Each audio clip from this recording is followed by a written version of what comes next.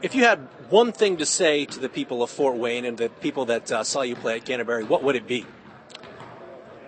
Hope I've made them proud, throughout my road to recovery, and by making it here to University of Michigan, and everything that I've done thus far. Hope I've represented the city of Fort Wayne well. If you had one thing to say to your father, Stephen, to your mom, Kim, what would that be? Doing my best without you.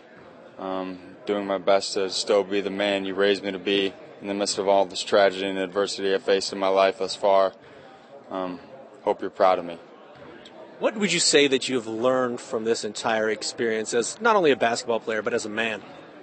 The entire experience over the last 3 years? Over the last 4 years, yeah. 3 or 4 years? Okay. Well, it's I've learned what it really means to work hard.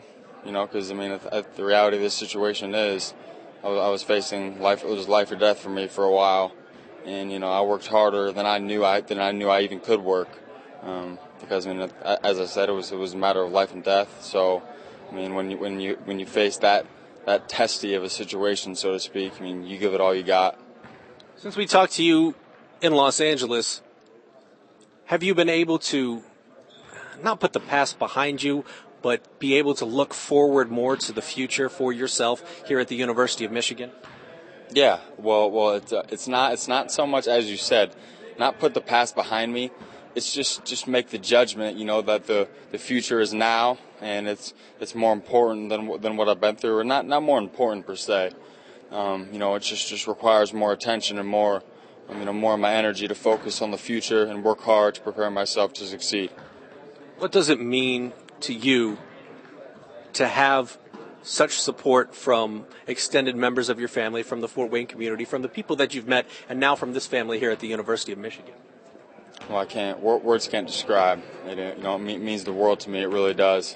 I'm doing the best I can to show how much I appreciate it by working hard in both the gym and the classroom. Saying thank you is one thing, but showing you appreciate it is another. Basketball-wise, what are some of the specific skills that you're working on, and what are some of the drills that you can compete in, and some of the drills that you are being held out of right now? Well, as of right now, I'm just working on my coordination on the basketball court. Making decisions on the basketball court. Speed of the game, playing with the likes of the players we have here. Obviously very very skilled. That's forced me to learn to play at a high level, and I'm doing my best to regain the skills that I lost from my injuries in the accident a few years ago, doing my best to regain those and be able to help my team win. Do you feel like you'll be able to make a complete recovery to the guy we saw dunking on the Australian team that came to play at Canterbury, or will you be a different type of player when it's all said and done? It's hard to say, Glenn. I'm not really sure. I'm just gonna continue to work as hard as I can.